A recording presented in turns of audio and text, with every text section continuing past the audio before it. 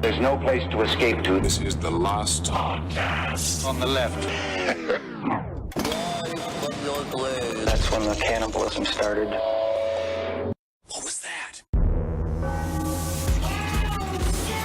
Yeah, the first one is good, though. I First one's stand amazing. by the first one. I mean, it's a total ripoff of The Invisibles, but Everything's a rip-off of something. Shakespeare stole from the Romans. But who did the Romans steal from? they stole Jesus' life. Jesus. Very. Jesus Christ. And then who was there for Jesus? Hey guys, it's been funny and all and stuff, but like, we don't have to actually nail me to this thing.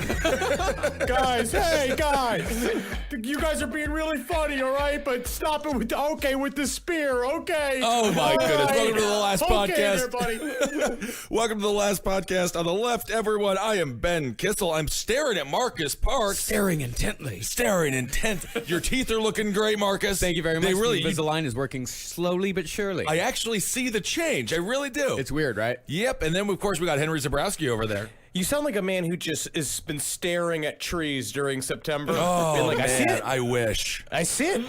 Yeah. Yeah. Yeah.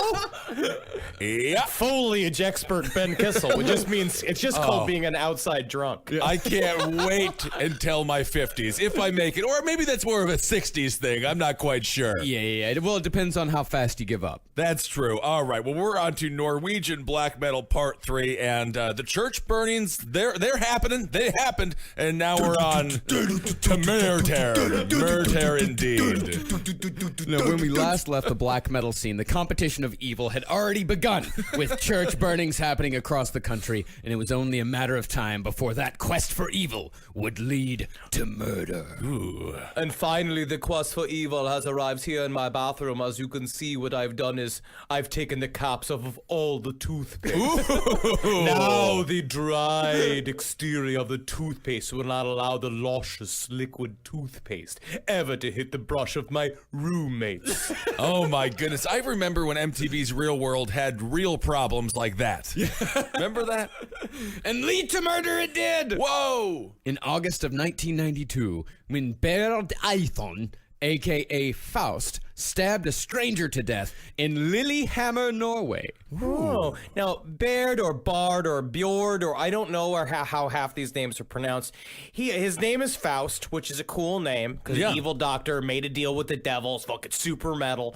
But Bard himself was maybe 75 pounds soaking wet. And he had that thing that I cannot stand. It's a hipster thing now too, with the wispy like armpit hair hanging out of really thin arms while wearing a tank top. It really just makes me sick to my stomach. Why? Because they have nice bodies with good, No. luscious armpit hair? No, he looks like Ichabod Crane, and he's got that like sickly, like I'm living in a shanty town in Central Africa body, and it's just the scarecrow fingers. That's what I'm gonna call it, scarecrow fingers of fucking nipples. armpit hair. Oh, Yeah. for armpit hair. I'm jealous of that. I am jealous of that body, though. Oh, that's my body. But not well. But yeah, yes, it is.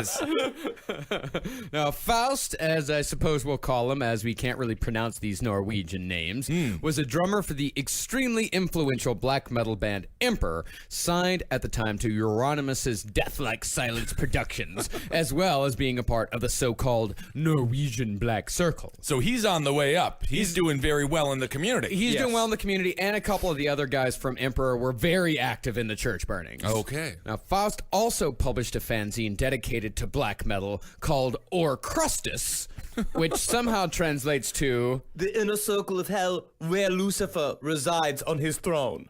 So it's Lucifer's bathroom. Oh, I see. Yeah, or Crustus just sounds like a horrible pizza place. It's all vegan, no cheese at all. It's like you can have or Crustus or Crustus. That's all we have is Crustus. Like, it sounds like the thing like after sex when you pee and it just comes out in the two separate streams. Oh, yeah. So in August of 1992, Faust was in Lillehammer visiting his mother for the weekend. Excuse me, everybody. I know you will miss me. I'm sorry I'm missing rehearsals and visiting my mother. But I will make sure that it is the most evil trip to see my mother that has ever been. The most black metal visit ever. I don't know about you, Sven, but Faust is getting cooler and cooler. So Faust was out having a drink, but he left the bar stone sober because, in his words, quote, The atmosphere didn't suit me. Oh, so you can't have a drink because the atmosphere didn't suit him? knows the atmosphere did not suit him, so he had to go home. You got to have a drink to suit the atmosphere. You left your mother's house to go get a drink. Like, I don't understand. Like, you left the bad part to go to the good part. So what is it? The atmosphere just didn't have enough rotting corpses? I guess so. After leaving the bar, Faust decided to walk through a park that had been constructed for the upcoming 1994 Winter Olympics. Oh. Oksana Bayul. Yes, I remember. Yeah, the sexual awakening of many of us. Well, this was this the Kerrigan Olympics? Actually, it was I the think Kerrigan it was, Olympics, yeah. 1994. Well, in that park, a man named Magna Andresen approached Faust asking for a light, even though Magna was already smoking. Got a light? Got a light? Got a light? A Budweiser frog outside the bar. Wait. Now, it was obvious that Magna was cruising for a little action. But instead of politely declining and moving on, Faust decided then and there, spur of the moment, that he was going to kill this man. Oh, my. Well, Magna asked Faust if he wanted to leave the park and go up into the woods together. They walked together into the forest for a while until Faust decided the time was right. I love that this guy's courting habits were the same as Chikatello's. I'll ask him to go to the woods with me. Nothing could go wrong. Or Faust later said, I don't really remember what I was thinking, but at least I knew if I didn't do it now, I would not get another opportunity. The way that you do it, I feel like you should be throwing spaghetti in the air. Just very chef-like.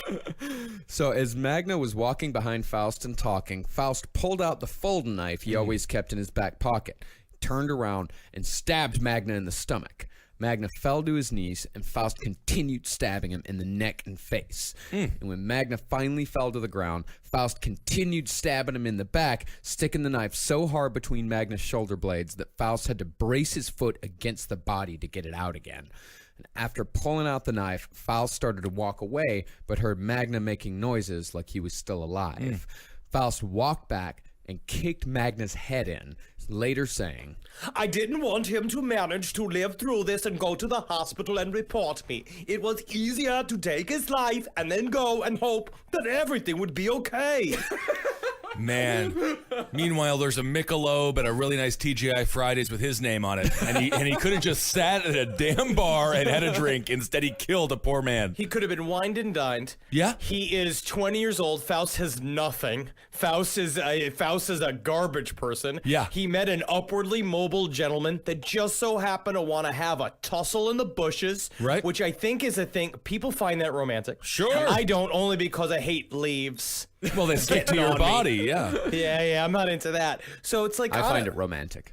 Do you? Yes. So you guys. Well, you can listen to Sex and Other Human Activities on Last Podcast Network for more insight into the romantic leanings of Marcus Parks. Do you guys leave your apartment to go out into the streets of Greenpoint to have sex? No, you don't do it in Not the in the street. city, I don't No, think not he's in the city. referencing. No, there's no and romance there. No, there's no romance there, and not really in Prospect Park either, because there's kids there, and you can't go to Central Park to the Brambles because that's where the cruising happens. You've the thought homeless, about it. The homeless gay men already have that all staked out, so we Sure, can't use sure. that. Do the Brambles have like a no breeder sign? Well, it's understood. can you not- It's understood.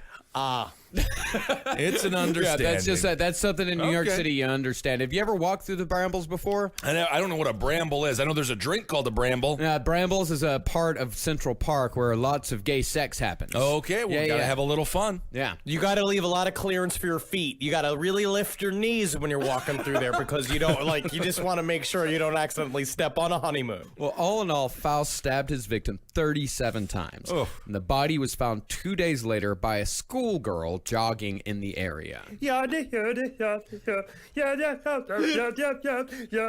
I just see that's my problem though, is that in these areas I just imagine like a very well set woman in a lederhosen dress With a beer them all stein on her smushed head, up and the pigtails. I mean, it's Yeah. the old cliche, why jog? Why You're jog? just gonna find a body. But has a person skipping jog? never found a body? Have a little more fun with it.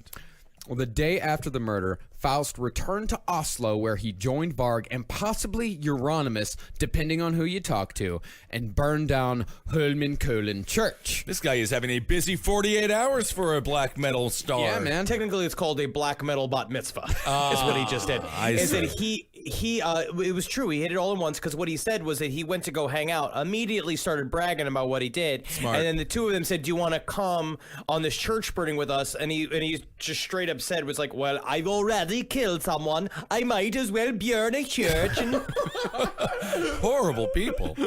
Yeah, and the night after that, the night after the church burning, Faust was watching TV when he found that he was directly responsible for both the lead and the follow-up stories on the national news, which nobody had Wow. linked at the time. So, but they didn't realize it was him. The No, stories were they just had, out there. They had no idea. They knew that the church burnings were pretty much they knew that it was a black metal thing, Mm-hmm. but with Magna and Drayson, that was just a complete and total unsolved murder. Okay.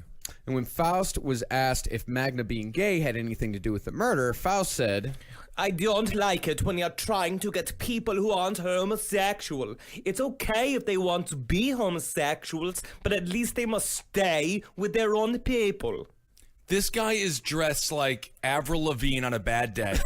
Yes. After being buried in the ground for 3 days, and he has the audacity to judge others. It's really incredible how judgmental they are. extreme. I mean, their whole thing is based on being judgmental because these guys are very biblical. But I thought like, they were supposed to are be Old cool. Testament biblical. Yeah. No, it's the opposite. They are hardcore us versus them. It's the same thing as like the bad. It's the bad side of any what becomes sort of like a cult-like mentality. Is that they believe it's us versus them, and they sit there. Also, kind of sounds like if he didn't kill him, that they might have fallen in love with each other. Yeah, that's a bit of that in there as well. Well, that's what Faust is. He's one of those homophobes that as long as gays are on the other side of the room, he can keep that hatred and homophobia at bay. But as soon as a gay person talks to him, he starts feeling all weird inside. He freaks out and it comes out in extreme violence. My In other goodness. words, he's one of those guys with the feelings that are strongest. Yes, exactly. Now, the night of the murder, Faust immediately called Euronymous to tell him all about the murder. And Euronymous told Varg, and Varg used it as currency to show how cool and evil the scene was when he was talking to girls. It's like that sleepover game that used to be advertised when we were a kid, where it's like you call the girls up on the telephone and they're all like, "What? Say it again." Brad did what? And they're curling the telephone cord on their finger back and forth, just kicking their feet up, eating marshmallows in bed. Man, it's a 90s flashback week for me. I watched Goosebumps yesterday as well. Oh, how was that? It's horrifying. It's great stuff. Is it just you with your suit jacket on and no clothes underneath that just is drinking a tall No boy? clothes just at all, watching my friend. Goosebumps? No clothes at all at home for me. Well, not only did this murder and the subsequent church burning give the scene a bit of social currency, it also gave the scene more confidence in their actions. Oh my As gosh. not only had they gotten away with dozens of arsons, including one that had resulted in the accidental death of a firefighter, but one of them had now gotten away with murder and topped it off with another church burning, all consequence free. Oh, up to this point. I would to this assume point. some consequences must be coming, correct? But just like the Doomsday Machine and Doctor Strangelove, there's no point to any of this if you keep it a secret. So Varg gave an anonymous interview to the Biggins Tidende newspaper. The what was that? Biggins Tidende. The big and Biggins Tidende. Are you sure this isn't a trucker magazine? What's going on? I don't know how that's pronounced. No idea. I think Biggins Tidende. It's a newspaper. In any case, It's a newspaper. It's a newspaper. He gave the interview in January of 1993, and this is the interview that Varg refers to as the media event. Go fuck yourself. Honestly, it's this whole thing where he says he did this on purpose and this is carefully constructed. No, and it may actually be, I think it kind of is. but it's the way that the media was manipulated just so easily. It's because the story was just handed to them. Yes, exactly. And so they just ran with it. It's such a perfect media story. It's a great media, especially in the 90s. Like, you know, you've got the whole satanic panic thing going on in America, and then all of a sudden Norway has their very own satanic panic. They have their very own huge crime story to cover, and people ate it up. They could not get enough of it. It's just Innocent times, man. The simpler days, the fun days, man. Yeah. You got religion, you got church burnings, you got murder, you got it all. Yeah, Music. Glory days. Is that what that song's about? Yes. Now, Varg, who it must be remembered, still went by Count Grishnak in casual conversation. Casual conversation. Just say, Yeah. hello, Count. Oh, this is my friend Count Grishnak. Hello, Grishnak. It's very nice to meet you. Oh my God. Krishna. We think the pronouns are difficult now. Imagine if everyone was going by count whenever they wanted to. I did not go to 12 years of fake royalty school to be called Grishnak. I'm sorry, I apologize, Count. I put myself through several yearly exams. I know. I wrote a thesis. I went on summer vacation where I met a girl while working at an ice cream van. I did that. I was still yes, and that was then loosely based on the movie Once Bitten was loosely based on my story got it. then. Well, but you when know- I graduated, Yeah. I stopped being Grishnak. All right, your account. Can you just pay for this coffee and get out of this gas station, please? I have no money. Oh, you just take the coffee. Well, this was an anonymous interview that he did, but he openly said he knew who had burned the churches, saying that they were, quote, Showing Othin to the people. Othin, Odin. Yes. Othin. It's Othin. I see. There Okay. are 20 different pronunciations for Odin. Woden, and guess what? And each one of them, it's like Sub-Zero Othin. It is like Desert Othin. It's a Pterodactyl Othin. It's half bus Transformer Othin. That's cool. I like Woden.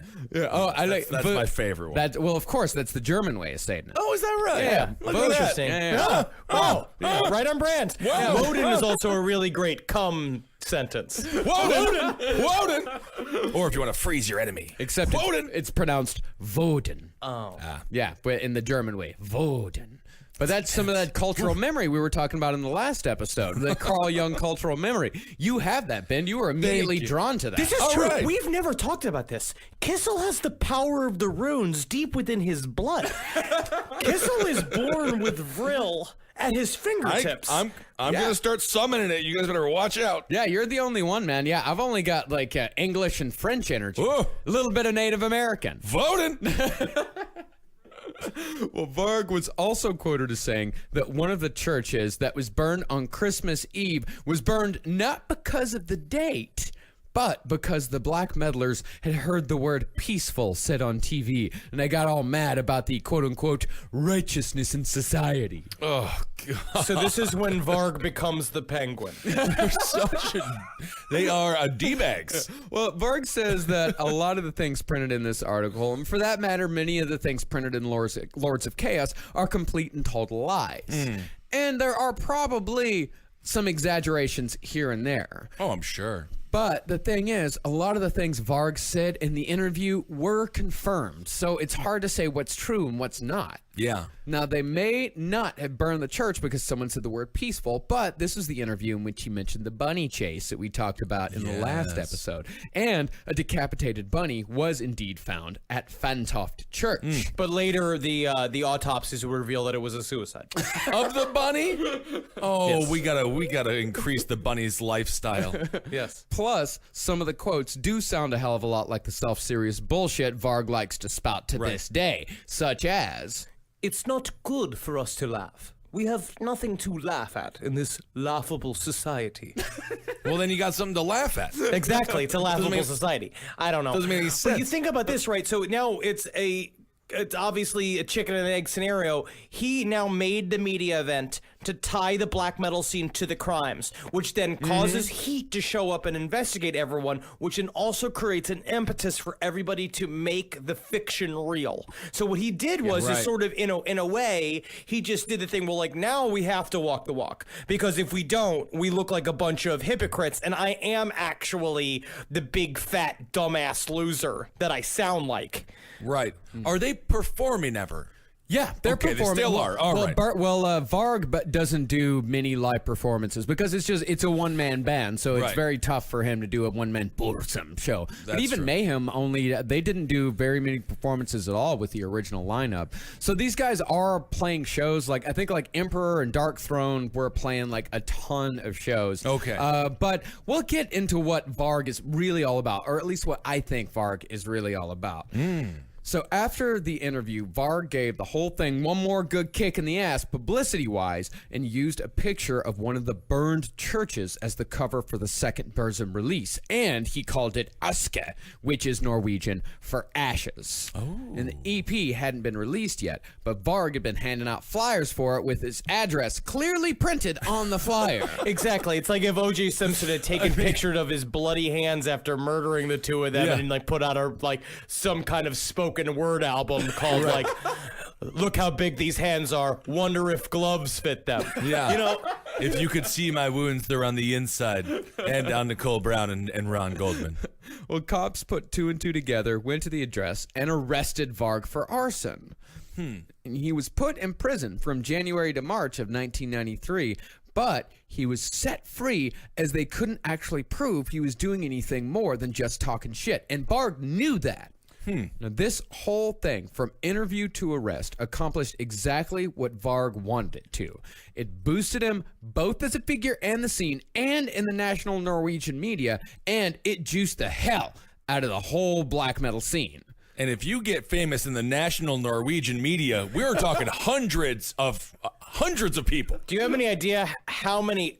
I think it's Rickles. What's the name of their money? Rubles. Rubles, runkles, No, rubles is Dunkers? Russians. riffles. It's like Yeah. it's like sklackles. It's like some weird name. But you'll have up to tens of those, whatever that is, and you'll have any fjorn you want. That you pick up. I don't know what that is. I think it's a type of shirt. It's like a shirt skirt that they wear. You can have any sort of tiersel, which is like I think is some sort of sandal shoe. It's all of this. They're all combo clothes. Cool. Kind of selling it there. Now, things were reaching a fever pitch, and it was only a matter of time before something really big happened. And that's We've already had church burnings and murder. That's not big enough for these guys? No, we're talking really big. Isn't that? That's okay. Wow. And that something would not involve anyone on the outside, but rather it would happen from within, with the murder of, how is it, Eystein Ursith? Aston Arseth. Easton Arseth. I'm going to go with John Thompson. Can we just call him John Thompson from here on out? Anyways, that's Euronymous' real name. It's spelled Oystein Arseth, but yeah, it's Oystein Arthas. Eystein Ursith. Aston Arseth. Woden. Now, as we said last episode, Burzum, Varg's one-man band, had signed to Death Like Silence Productions, which was the record label that Euronymous owned and operated. Badly. Can you imagine how sad it would be to just watch Varg, like with the guitar on a stand, like we showed last night on the stream? It's a guitar on a stand, him trying to play guitar, running back to the boom, doing the drums, like doing like, wait a minute, going up and hitting like the beats machine, so it's being like, and then him screaming, or like doing that thing where you build the layers with the machine, where you play one layer and then click the next thing. You build the layers. That is how he. I'd assume that's how he recorded all the Burzum albums. I don't think he ran from one. I instrument like to Henry's another. idea better, though. Or I do. an actual one-man band with this gigantic apparatus. He's playing everything all at once. Oh, that'd be so fun to see. This is how I get my steps in.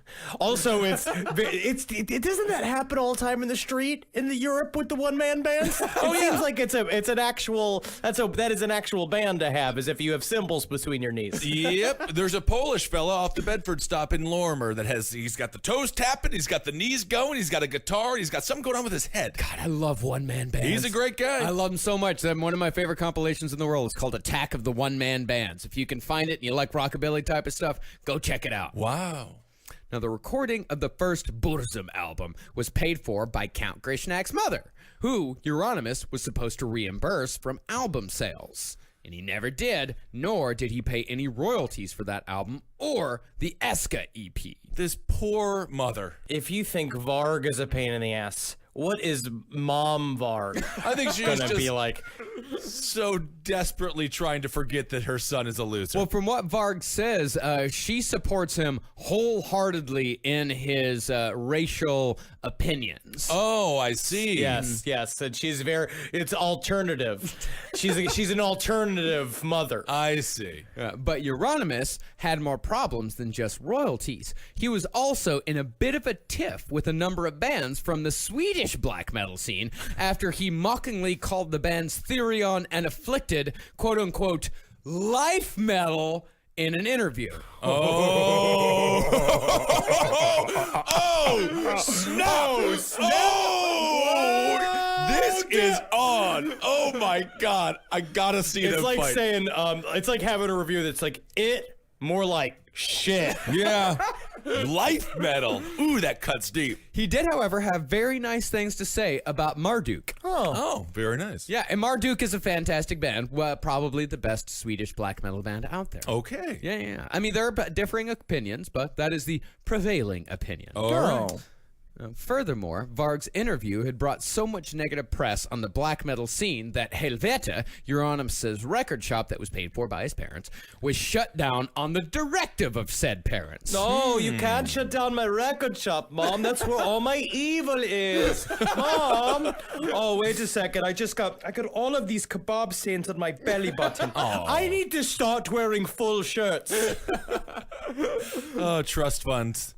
They're funny. Those kids are a funny bunch. Well, it's like all of the around me in Brooklyn is all like the one-stop shops where it's called like Victorious, and it's got 3 shirts on hangers in there, and there's nothing else in there, and it's obviously just made by someone's parents' cash, and then it's closed in 2 months. Yep, I walked into a store in Williamsburg recently, and they laughed me out of the building. Like, legitimately, we're just like, we don't have your size. What are you? Get out. And I just kind of left. Just stitch the other clothes together. Stitch the clothes, put them together. I'm here to spend my money. And then you start immediately turning like a senator, start screaming. That's what I do. When they start telling me they don't have clothes for me and they're just being like, I'm here to spend my hard-earned cash. You mean to tell me? Well, so Euronymous, he's fighting with the Swedes. He's got all the bands are screaming at him about royalties. His parents have made him close down his precious record store. I mean, he's losing control here. He is fighting with all the neutral countries. The courage. The courage. And they have a lot of fight. energy to infight because they're not fighting wars. That's true. That's a good point. I also wonder, do you think that it's cause kind of like Tony Soprano, right?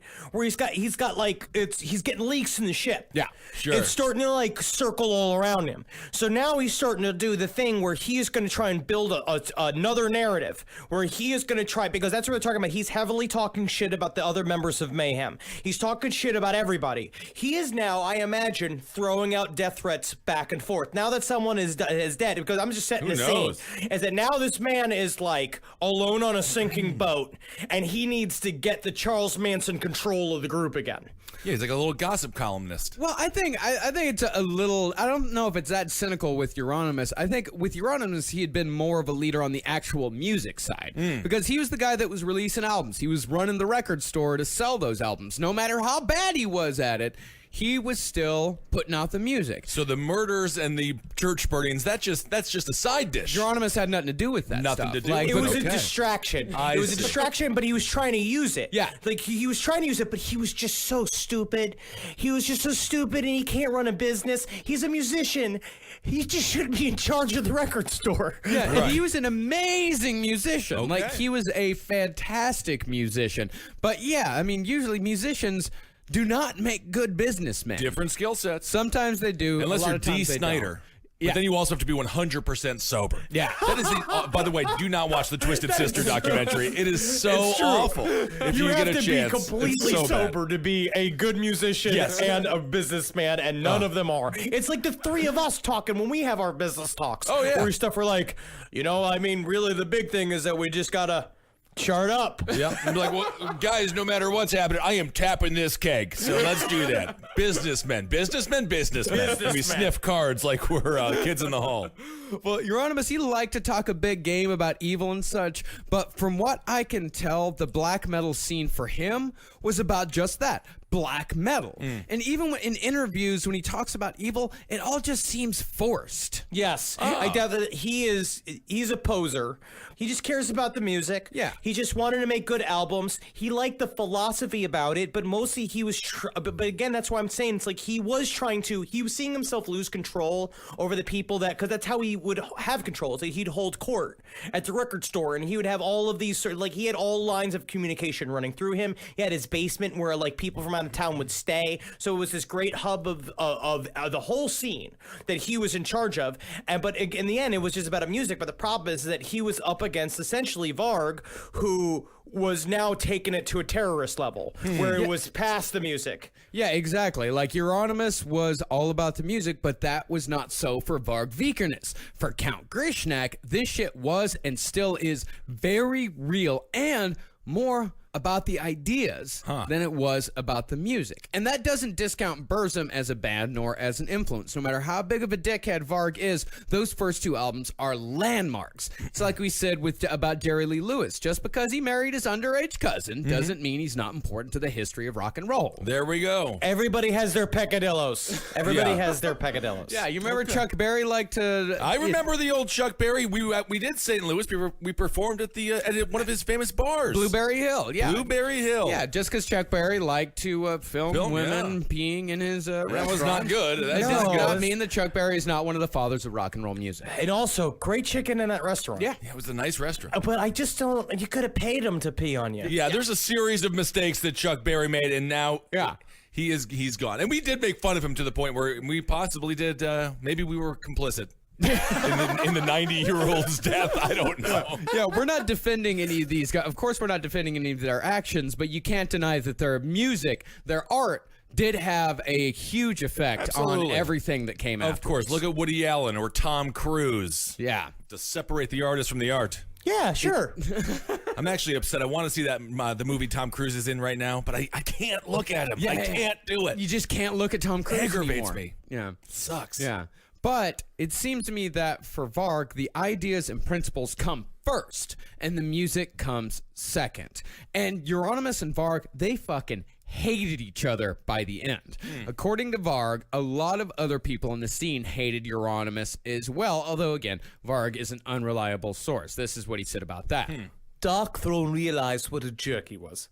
They didn't want anything to do with him. Fenris liked Austin. Austin? Is it Austin? Is it Austin? Even I have a hard time with it. But the other guys, they hated him. They cursed him in rituals. They were Satanists. That's how they show how they hate. Me, I just wrote Euronymous sucks big ones in bathroom stalls. That was my grassroots. That's brutal. But I think a lot of it had to do with money. The reason why everybody else hated him is because he wasn't paying anybody. Yeah, he sure. fucked up the whole business. He couldn't get reprints of Burzum. That's kind of what the big fight that happened to in Varg and Euronymous is that Burzum, the second album, sold out really fast, but Euronymous could not afford the second rollout of records, and Varg was already in with him for money. Couldn't get his royalties paid out, so he's getting madder and madder. I think that Varg also, because he didn't get the stature that he wanted in the scene, because I honestly think in the end Euronymous genuinely didn't really care about his position. It happened naturally, and then he was trying to maintain it. Where Varg he wanted what Euronymous had because he thought he was actually more hardcore because we are gonna find out he was the real hardcore one. And when he didn't get it, he immediately like in a way that happens with like easily bored pieces of shit, where he's just like, well, I'm done with this scene. Like I'm out with this, and that's why in the end now his music's all Norse EDM. Oh, It's not even that. It's not even that. It's awful. It's not Norse EDM. We'll get into Okay. Burzum's recent stuff later. All right. Now, Faust said that Varg was, quote unquote, very much into making war with Euronymous, that he didn't like him anymore because he wasn't true enough and he wasn't paying royalties, which he wasn't. That's the big issue. Yeah, that's the big That issue. is the big issue. Yeah, Yes. but also in the opinion of Faust, Varg didn't like Euronymous because Euronymous got more attention within the scene itself. Varg may have been the poster boy to the squares, but in the scene, Euronymous was still the guy. Yeah. Because no matter what, because he was pissed off, like a lot of the musicians were pissed off at Euronymous, but the fans loved Euronymous still. And they went to the record shop and everything, They right? went to the And of record course, shop. He's like the you're- hub. Yeah, to them, like Euronymous was the guy. Yeah, it's like Euronymous is Kevin Hart and Varg is Hillary Clinton. I don't quite see the connection, but we'll don't just let that. either. We're gonna let the audience figure that out and send your theories to us on Twitter at Ben Kissel, Henry Loves You, and Marcus Parks. Today's last podcast on the left is brought to you by Hunt a Killer. Everyone thinks they'd be a good detective, but how do you know? Hunt a Killer is the first ever interactive investigation delivered straight to your door every month, so if you get Hunt a Killer, you can kinda sorta find out. It delivers clues, correspondence, and items that put you into a serial killer's mind, like you're living in your favorite true crime series. And Hunt a Killer is building a cult-like community of hunters. Their private Facebook group has over 40,000 members. You can apply for membership now at www.huntakiller.com. They only select 200 new members per day, so make sure you answer the questions honestly. If you're accepted, you'll receive an invite with a private link to complete your registration, and your first episode will ship the same day with no shipping charges. But if investigating isn't your thing, you probably know someone who would love this as a gift. And best of all, to help support our show, Hunt a Killer is offering a 10% discount for our listeners. Just go to www.huntakiller.com and use the code LEFT to get 10% off. For Euronymous' part, it seems like he was a lot more worried about the Swedes than he was about Count Grishnak. But on the night of August 10th, 1993, Euronymous would find out who his true enemy really was. Ooh. Now, there are 3 versions of what happened that night. It's like the movie Clue. But here it's with an umlaut. Clear. There's Varg's version, the version of the guy who was with Varg, and the official version. Varg's version begins with a call from Samoth of the band Emperor. Allegedly, Samoth told Varg that Euronymous had told him that he was planning to kill Varg by zapping him with a stun gun, tying him up, and torturing him to death. No, you need to say it the proper Norwegian way, which is electronic shock pistol, which is what Varg calls it again and again. Okay. Now, Varg would have brushed this off as Euronymous just talking shit again, but Samoth was supposedly the only person Euronymous had said this to. Well, we'll get into this. I'll attack this whole theory only because it's like they all issued death threats against everyone. That is just how they all spoke to each other. That's very difficult. He's not Catwoman. I mean, how powerful is this taser? Like this is the Sinister Six. Yeah. They're all acting like there's a bunch of supervillains all like meandering against each other when it's just a bunch of broke 21-year-olds in the basement of a stinky record shop. Extremely intoxicated. Well, Varg reasoned that if Euronymous wasn't being serious, he'd tell everybody, as he was known to do. But since Euronymous only told one person, it was more likely that he was serious about his threat. You see what I'm saying here? He told one trustworthy black metal enthusiast. In no way are they gonna gossip. They are no, all no, gossip queens. Lockbox, Al Gore, Each one of- all lockbox, they lock do it is in. What a fucking nest of hens. Well, that's the irony about all of this. And that's what Varg said. He said, like, Euronymous, of course, he told Samoth, but of course Samoth reported directly to me, so I found out about it immediately. Reported directly to him, huh? Chelsea and Barbara in the office. God, desperate house dweebs. This is unbelievable. Desperate housewives. Well, and not only had Euronymous told Samoth that he was going to kill Varg, Euronymous had also just sent Varg a very nice letter. Oh. Now, we don't know the exact contents, but Varg described it as, quote, Sweet, pink, and cozy. and this naturally made him even more suspicious. Ooh. Would you believe every I had a heart above it? And every J, lowercase that is, like in Jörg, or in Jark, or in Kjörk, or in Jark. Everything begins with 3 J's. Mm-hmm. Each one had a heart over it. Oh. And I'm like, what are we doing, trying to seduce me? Then come over here and kiss me then, you sweet fucker, always holding out. Oh, love could be in the air. So on August 10th, 1993, Varg drove from Bergen to Oslo to, according to him, confront Euronymous about the threats, and he was joined by a guy named Snorri Ruch. What was that? Snorri Ruch? It's probably... Story road. He is the dwarf that keeps all the rest of them awake at night. I see. I think he's dressed like a furry, right? It's He would have to be. it's Snorre, so it's probably like Snorri Ruch. But we'll call him by his alias, Blackthorn. That's cool. Now, you say that Varg drove. Varg was driven by Snore. He called up Snorri. He said, drive me to Euronymous' house. And he has all of these little bitches that are like, yep. And they came, and Varg hid in the back seat with a blanket over him because he said that he was too famous in Norway and that if he's seen, he would cause a commotion. Of course, I heard about that. Well, actually, Blackthorn. he does make a good point with that because he was a national figure at this point because he had been arrested for all the church burnings and people were talking about him constantly. So his mugshots were on the TV, stuff like that. Oh, yeah. Everyone knew what he looked like. So Blackthorn had just joined Mayhem, or Snorri, excuse me, had just joined Mayhem, which was Euronymous' band.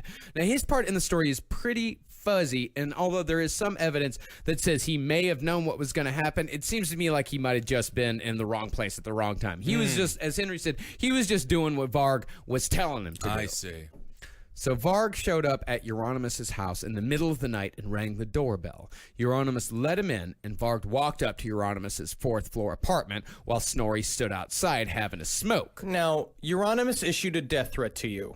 He then allows you to just walk into his house. He answers the door in his whitey tighties, which are Norwegian, so you know that they're covered in urine stains. Oh, sure. Well, what are you going to do? You got to let him in. Now, the only two people who know what really happened once Varg got into the apartment are Varg and Euronymous. But according to Varg, Euronymous, still in his underwear, panicked when Varg confronted him and kicked Varg in the chest. I'm kicking you. And going kicking and blast. It's like in Street Fighter. So if there was like a tail of the tape, what are we talking here? Both 5'7", 115 pounds, reach about 25 inches. I actually have no idea what their sizes are. I think Varg is actually a fairly tall guy. Is he a taller guy? It seems like he is. I think he's a taller guy. They're both like gas station attendant fit. My size. You know what I mean? Where it's like they could wrestle a homeless man, but only if the homeless man's too drunk to fight. I see. All right. Varg said Euronymous ran to the kitchen to grab a knife, so Varg pulled his knife and stabbed Euronymous before he could get there. Euronymous then allegedly ran towards his room where Varg said he kept the shotgun the dead had killed himself with. Doesn't know if that's real or not. He did not know if that was true or not, but what he said is that if it was true, he had to defend himself. But Varg managed to chase Euronymous out of the apartment, who was screaming for help and ringing the doorbells of all his neighbors. Which gave Varg complete contempt, because he died like a coward who goes screaming and running like a little girl. It's like you're stabbing him. Yeah, you are stabbing him. You're stabbing him. He's in his underwear. It's 3 a.m. He doesn't know what the fuck's going on. He's wearing his cool I Heart Transylvania shirt. Well, Varg said that since he was now absolutely convinced that Euronymous had been planning to kill him, Varg decided to end it right then and there. And as Euronymous was running down the stairs, Varg stabbed him in the back again and again. Euronymous fell, and Varg delivered the killing blow by stabbing him in the skull hard enough to make the knife stick. Whoa. Jeez, that is not easy to do. That is not easy to do at all. No, you have to be very mad at someone. That is a fatality there. Well, my goodness. But I don't know if he's telling the truth on that, because the coroner's report says that Euronymous was stabbed 23 times, and they list the official cause of death as blood loss. Varg is the only one who says that he stabbed Euronymous in the skull so hard the knife stuck. No one else says that. Nothing Varg says is true. I am now convinced. I've listened to him tell this story 4 or 5 times. He does it again and again on his YouTube page. He did it in the documentary, and I think he is full of shit. I think that he panicked and was just stabbing him, and then he died at the bottom of those stairs while Snorri was just outside, just being like, oh.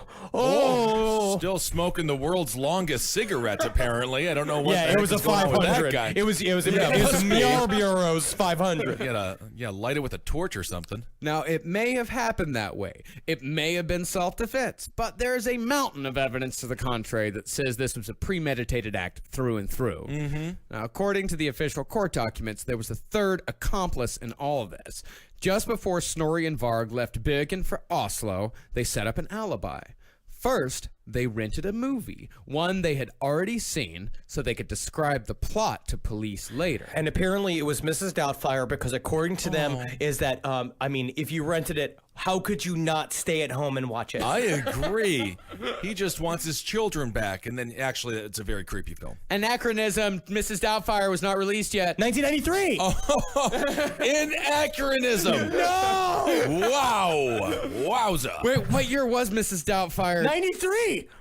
I don't know about that. It might not have been on video. God, it was 93. Okay, it was on video. I don't know if it was on. works out. I don't know if it was on video yet because It's this been whole out thing, 6 months. This whole thing happened in August, and I'm pretty sure Mrs. Doubtfire was a summer video. and Maybe it a takes a big- long time for videos back then. It was in the 6 90s. months. It was Back 6 then in months to the 90s. day. Back then in the 90s, it took a long time for a video to be released in other countries I as don't opposed to know. America. I don't know. Harvey calling- Firestein. He was very We'll funny. let the listeners figure this They one can out figure for that us. out. But my At hot Mar- flashes. At Hot Marcus flashes. Parks, at Henry Loves You. Wow. I call anachronism. Wow, I will decide the truth on that. Well, after they rented the video, they left an ATM card with the third accomplice who was supposed to take out some cash in the middle of the night to make it look like Varg was still in Bergen. Unfortunately, they left the wrong card, so that part of the plan fell apart. So fucking stupid. What did they And then leave? Varg also brought with him a contract that would have released Burzum from Death Like Silence Productions, because that was his whole reasoning was saying, I went to Euronymous' apartment to hand deliver this contract to throw it in his face so that he could see that Burzum had left and Euronymous tried to murder me, which is garbage. They had been barely talking. It was already happening where it was like Euronymous was trying to reel him back in because he wanted Burzum on the label because he loved Burzum. He loved the band and technically had a lot of weird love for Varg. But Varg just rejected him completely. And so he just thought he had built this solid thing when in reality it was fucking a Coen Brothers movie where everybody's a moron.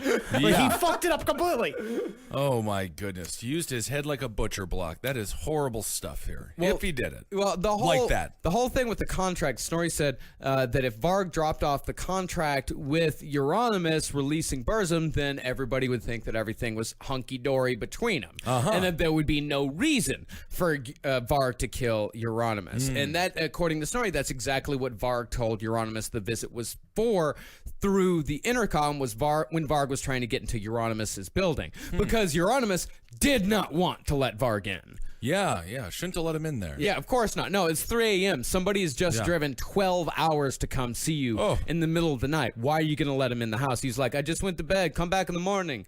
And then Varg was insistent, and Euronymous let him in. And for some reason, when Snorri retells the story, he only refers to Varg as the Count. Oh God, all of these people reminds me of high school when we used to play D&D and then we used to call each other by the names of our characters. Oh, God, really? Wait a second. Yeah. What? Like, It's in public, in school? Outside of the D&D game? Yeah, my name was Ignatius Nostradamus because I was an elf wizard. I was a chaotic good elf wizard. Wow. 7 years to get that piece of information out. Wow, that is. What was Ignatius? What was that name? Ignatius Nostradamus? Ignatius Nostradamus. Yeah, it was cool. And I had control of fire. So, Stu! Is that Stu? so you were a pyromancer as well? Yes. Thank you, Marcus, for using the proper term. Wow. Hey, if he's going to be nerdy, he better be nerdy right. Oh, absolutely. Get into it. Well, Snorri said the Count had brought gloves with him as well, but he forgot to wear them. Which is what Varg tried to use as a reason why it was not a premeditated murder. He's like, well, I had shooting gloves on me. I would have used my shooting gloves, which is the dumbest shit I've ever heard, that you even need to bring shooting gloves for your stuff, whatever. But obviously his story's filled with holes. Yeah. And he says, like, my story has not changed for 21 years. That's why it's true. It's like, no, you just got a good story and you stuck with it. Rolling with it, okay. Oh, yeah. Well, I'll tell you what, I think I may actually have some proof of why Euronymous let Varg into the room. Why? There's a bit of a piece that was written online that I found that I hear that I mean honestly it tells the story like pretty accurately and I think it's pretty close to what like actually went on between the two of them. What's the name of the website that you read this on? Well, here, I'll read you the story. Okay. 22-year-old Varg Vikernes waits outside of Euronymous' flat and knocks. Euronymous answers half naked, and his face is streaked with the sweaty remnants of face paint, expressionistic black and white geometric patterns, which once depicted him as a demonic and diabolical internal creature, but now only serves to characterize him as a lame Kiss impersonator. Varg, it's been a while. Varg, staring at his feet as he nervously scuffs the floorboards. Hi, Euronymous, and yes, it's been like 9 months, not that I'm counting. Euronymous. Varg, we're friends. You can call me by my real name. Oystein. Oystein? Varg, finally looking into Euronymous' eyes, very sheepishly. Okay. Hi, Oystein. Euronymous. What brings you to Oslo, my comrade in evil? Varg. Oh, you know, church burning and shit. Euronymous. Yeah, I forgot about how much of a hellraiser you are. Varg, embarrassed but flattered, doesn't realize he's blushing. As if. I'm nowhere near as evil as you. That suicide picture of your ex-vocal is so fucking brutal. Varg, I couldn't stop thinking about you. Can I come in? Euronymous. Can it wait? It's very late. Yeah, I know. I was just wondering if we could talk about what happened last week. Euronymous. Last week? Yeah, oh, yes. I mean, I meant nothing. We were both drunk as fuck, dude. Varg. Do you really believe that? Or are you just worried about Fenris? Of course not. Of course not. Fenris doesn't own me. Of course. I know that. I'm just worried. You haven't called me since it happened. It shouldn't have happened. It didn't mean anything. So it was all meaningless, you say. Those 3 hours of passionate lovemaking were meaningless, you say. You told me you love me. I do. It's just I don't want to be gay. But you are. Please don't be like this. I know you want to be with me. He grabbed Euro's face and kissed him hard. Euro didn't object and even led him to the bedroom. I'll be back. Now I just need to go to the bathroom. He walked out and Varg lay in his bed stripped off and waited for his lover. Varg's point of view. I lie flat on my back on the bed, my erection jutting out from my lower belly. I have an urgent need to touch myself, but I did not do it without Master's permission. Still, one quick stroke can't hurt, right? With this thought on my mind, I'd reach down and encircle my throbbing member with my hand and jerking off slowly and gently. Bitch, did I tell you to masturbate? Master's voice booms from the doorway and I drop my hand. I ask you a question, slut! Did I ask you to masturbate? No, Master, but I was so horny. You're a whore. You're always horny. That doesn't give you the right to touch yourself without my permission. You will be punished now. Yes, Master, I whispered, afraid and yet aroused at the same time. Master retreats into the large cupboard in our bedroom and returns with a bag of fun gear, as he likes to call it.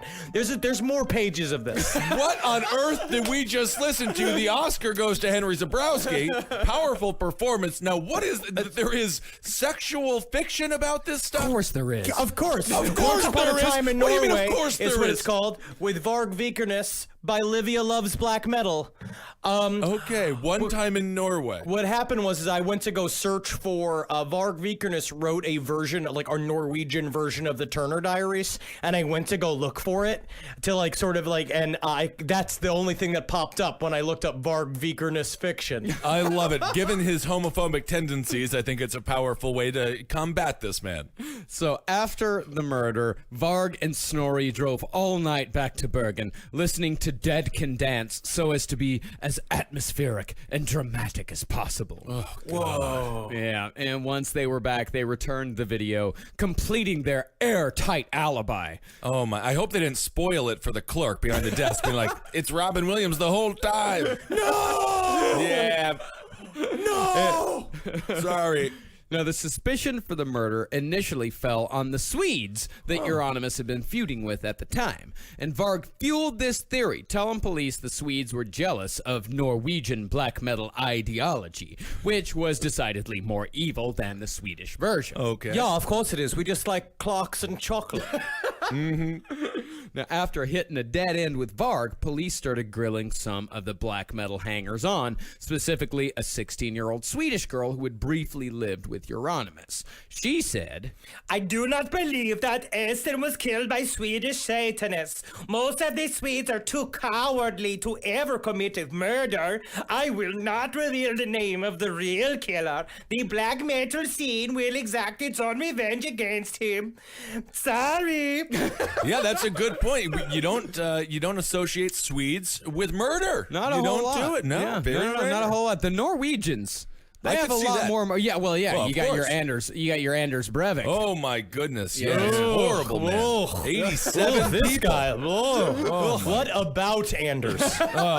What about Barb? Well, Everybody hates Anders. Yes, they do. but while this girl wouldn't roll over on Varg, I suppose thinking about taking revenge herself, she did finger Baird Eithun, a.k.a. Faust, for the murder of Magna Andresen. Faust was arrested a year and a week after the murder and confessed under questioning.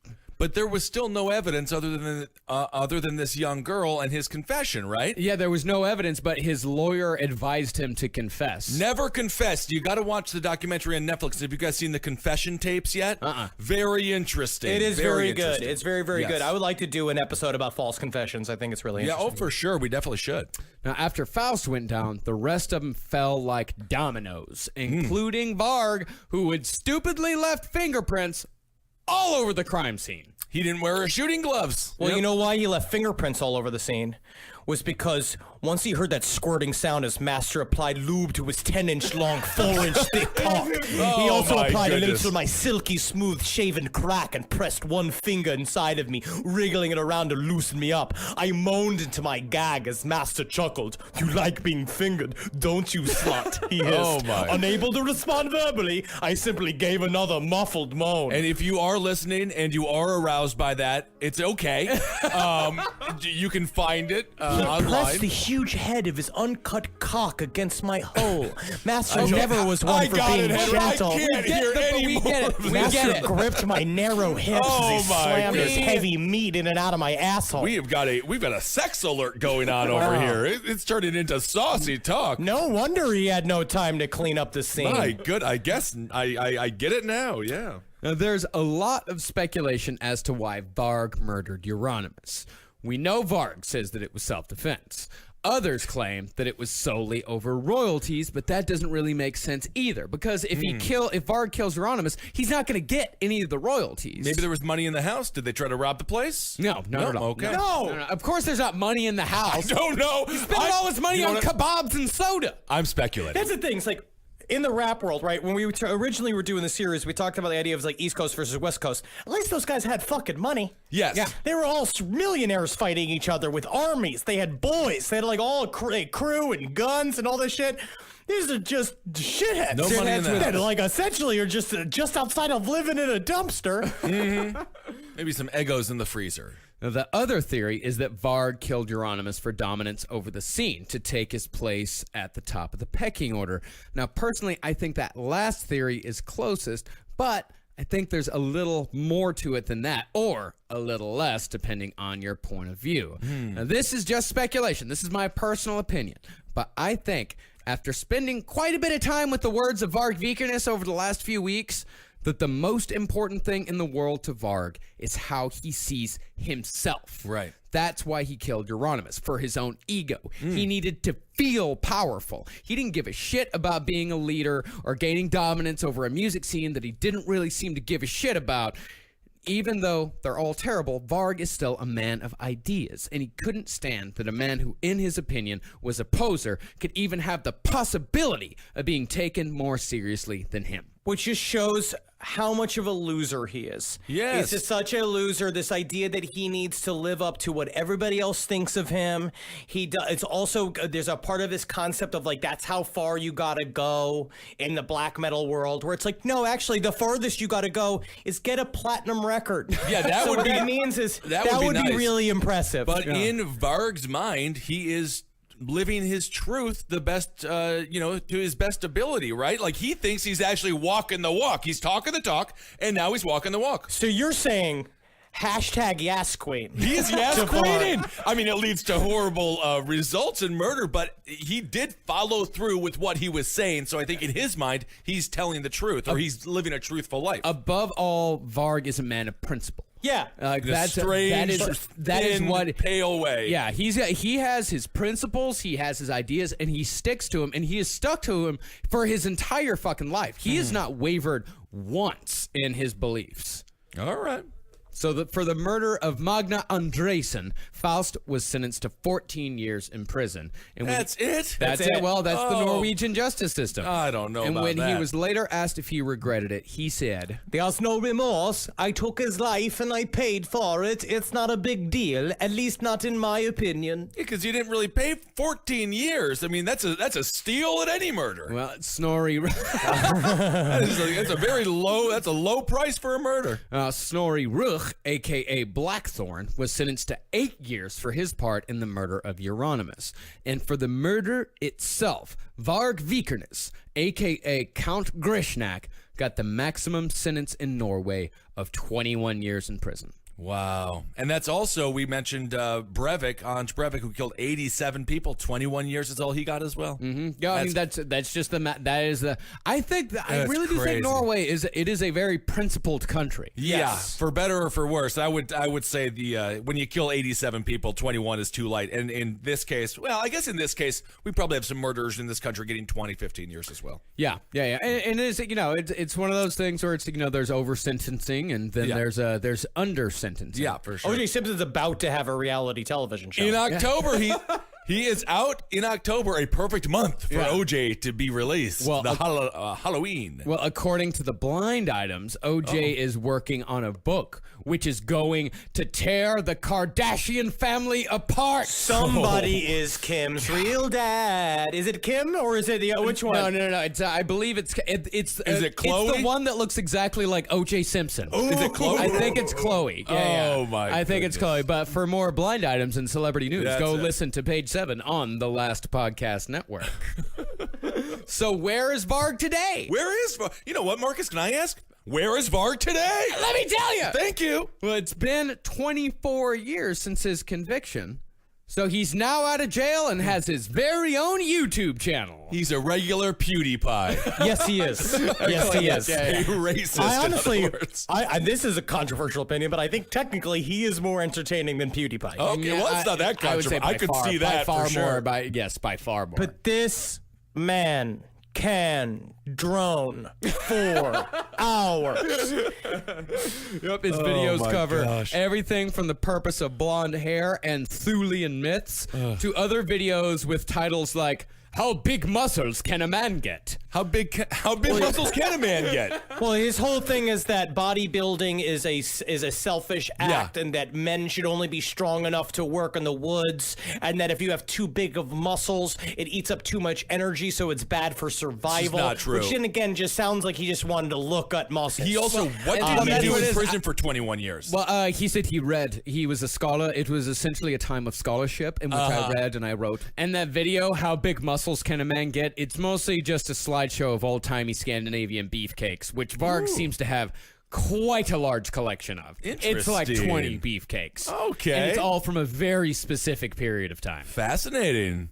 Now, he posts videos almost every day, sometimes multiple times a day, mostly from the front seat of his car, as most YouTube videos are made for some fucking reason.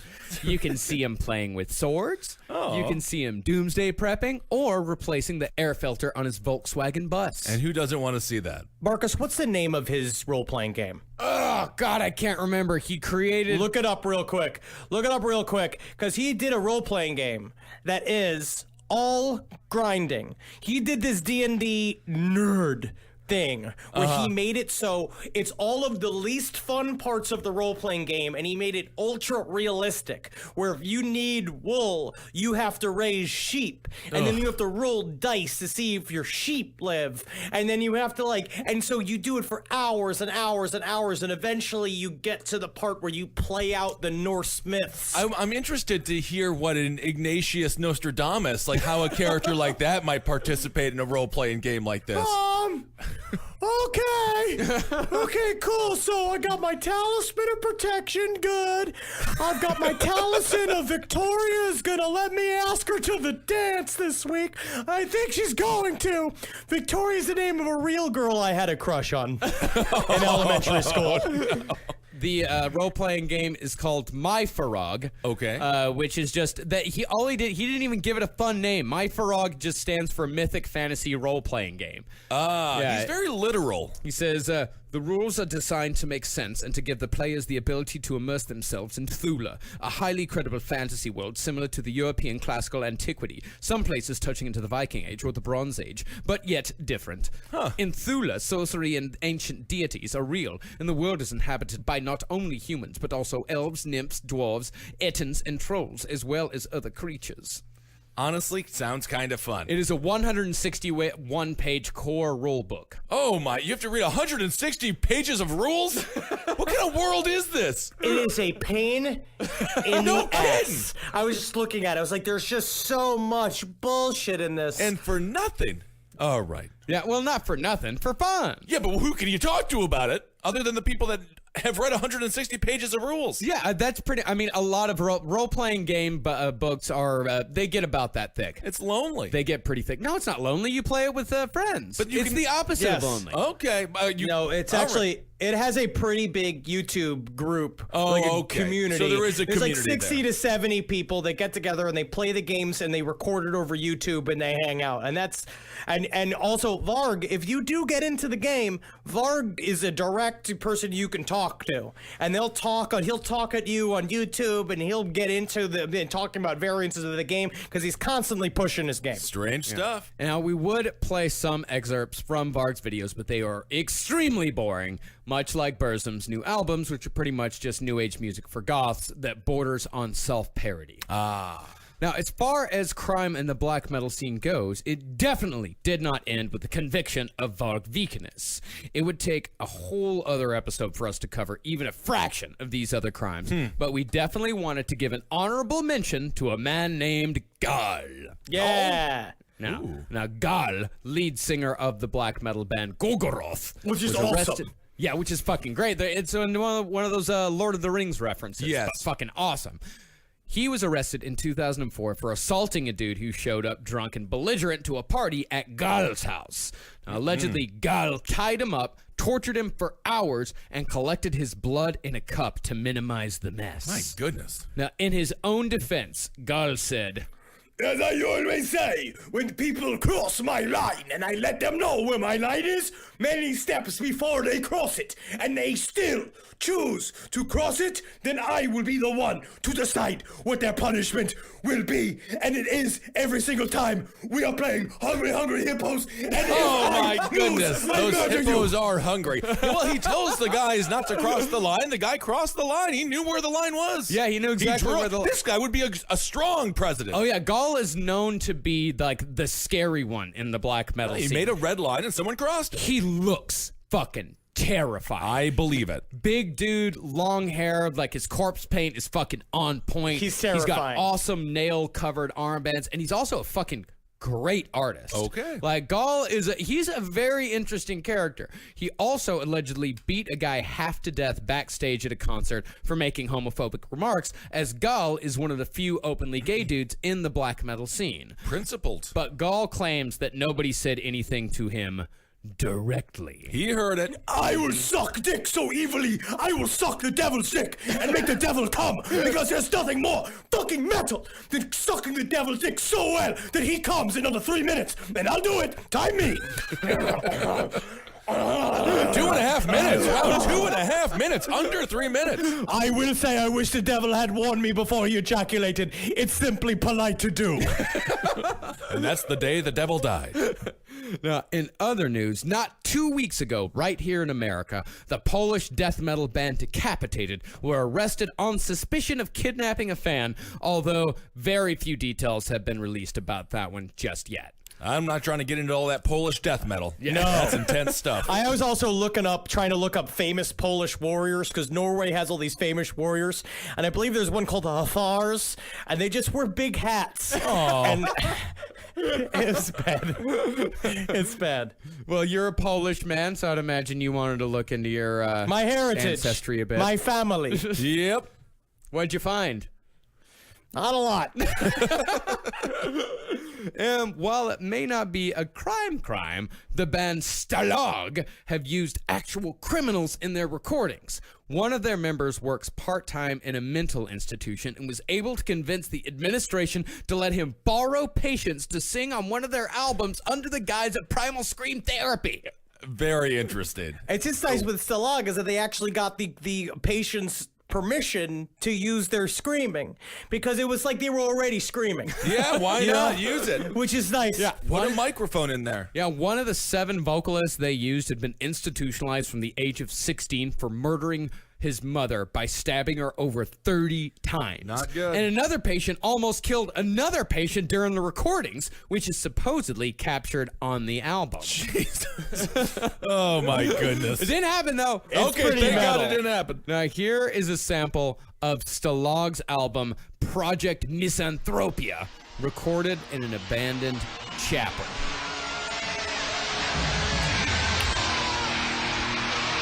You can really snap your fingers to it. I don't know how to dance to it. Do you hear it? The people screaming? Do you hear It it? sounds like hell. Yeah. You should listen to the whole thing. It's like 35 minutes long. That, 35 minutes of that? Yeah, it's an album. Yeah, dude. I mean, That's a short album, too. I feel like it's like when you go into the into water that's room temperature. At some point, you don't even realize that you're in water because that's already what my brain sounds like.